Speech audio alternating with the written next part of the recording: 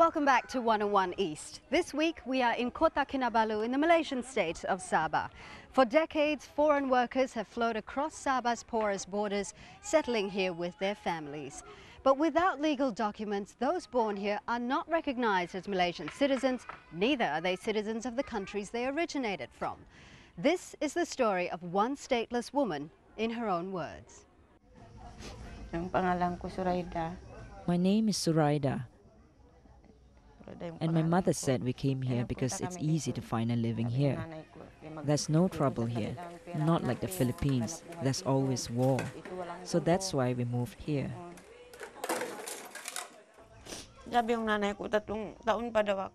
My mother said I was only 3 years old when I arrived here. When I was a teenager, we parted ways. She went back to the Philippines and I stayed here.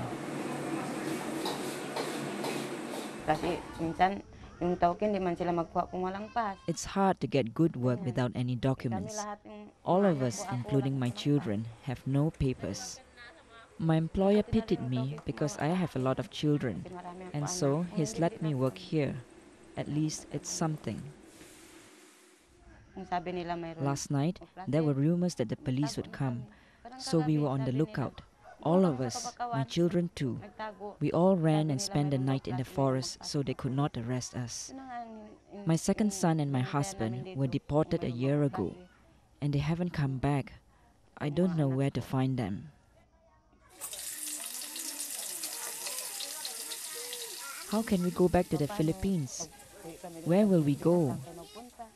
We don't have a home.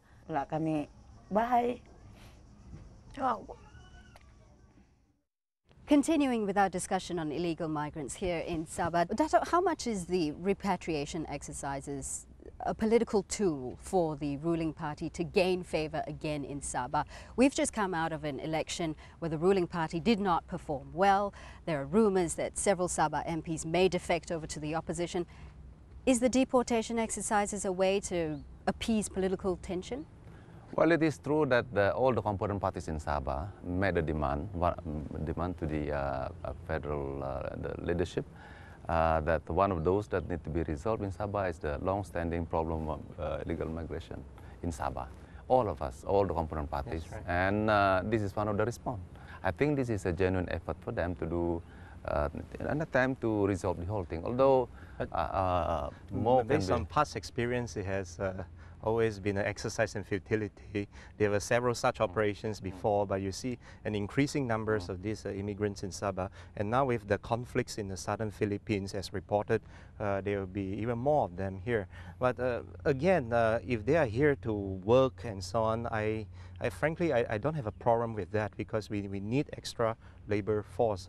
But if they are here and because of hardships and so on, they were idling and there are crimes being committed and so on, then of course there will be resentment. Yeah. By just deporting these people is not really the real solution, because in our fact-finding missions, in the last two fact-finding missions, they keep coming back to Sabah. That's right. So it's not, you know, by deporting them, by flushing out these illegal immigrants out of Sabah, it's not really the solution. Yeah. So even if they have set up a mechanism like the RP Malaysia Working Group of Migrant Workers, I think both governments should look at it, how effective, because on our part it's defective. You know? We're talking about two issues here, though, aren't we? We're talking about illegal working migrants, and we're also talking about stateless people, people who've been born here in Sabah, and yet are not recognized as Malaysian citizens, and yet also not recognized as Filipino citizens. Should both groups be deported, or should they be addressed as separate issues? Yeah, for us, for Migrante International, since we believe that the Malaysian government has the responsibility, because the migrants are already here. I think they have the right. No? They have the right to be afforded protection against under the Malaysian laws. Malaysia is not signatory of the UN Protocol on Refugees 1952. So Malaysia does not recognize the rights of refugees as such, right? So, but Malaysia is a signatory of the UN Convention on the Rights of Children. Let me just read to you what Article 7 says. Article 7 says the child shall be registered immediately after birth and shall have the right from birth to a name and the right to acquire a nationality.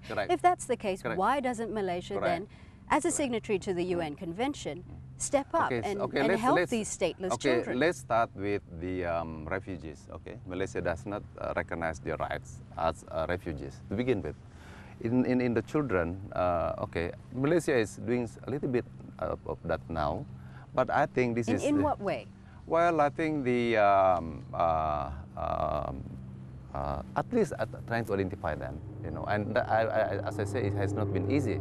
That is why for my party, we are asking for a Royal Commission inquiry to actually determine who these people are, where they are. We've had royal inquiries after royal inquiries, but there is no effective, there has not been a Royal Commission inquiry into this. I don't think the so-called Royal Commission will be a solution as well, because it will still be the same government who are appointing people into that commission. And this type of Royal Commissions has been dealing with various other scandals and so on. And you don't see resolutions out of that. Even if Malaysia is a signatory to the Refugees Convention, strictly speaking, these so-called stateless children, they are not refugees. Strictly speaking, for example, a lot of them came here because of economic hardships, and they've been like second or third generations here. And I agree with Connie, some sort of basic protection should be afforded to them. If the Malaysian government can't handle that, that's fine. We have NGOs, international NGOs from more advanced countries who are happy to do that. But are the Malaysian government willing to open its door to these NGOs to help these children? I think that is also crucial. Connie, how much responsibility should the Philippine governments take over this issue? Between the two governments, we feel that it's the Philippine government who has the principal responsible of the plight of Filipino migrant workers. We've been trying to pressure the government to really solve the conflict in Mindanao, and at the same time set up a national industrialization that will create more jobs for the Filipinos.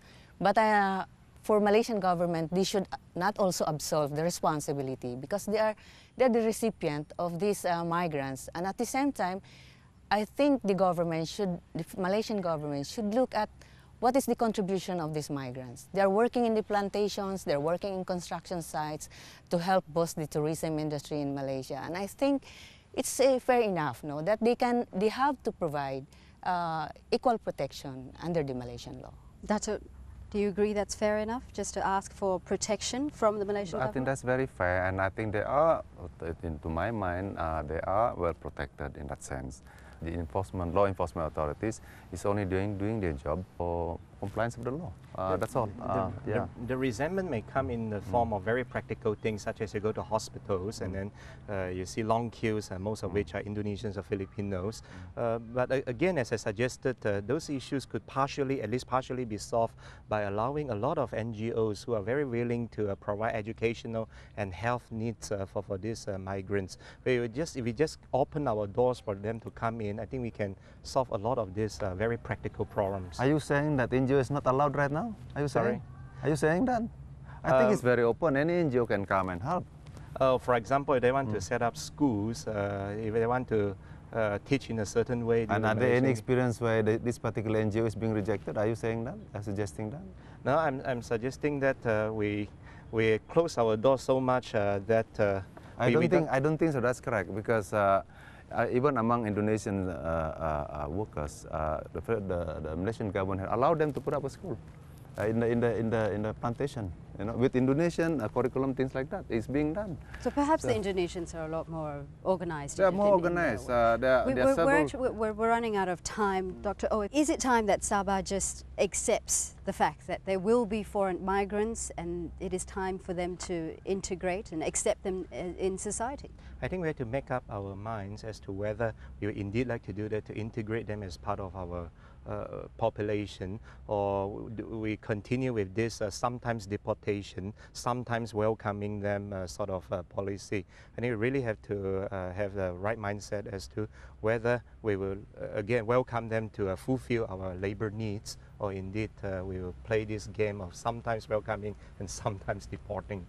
Connie, the last word from you. What do you think is the final solution? I think there should be a political will on the part of the Malaysian government and the Philippine government to concretely address the issues of migrants.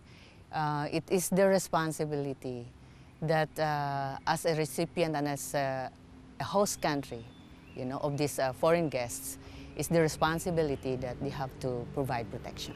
We're going to have to leave it there. Well, that's all the time we have for this edition of 101 East from Kota Kinabalu in Sabah. Thanks for joining us.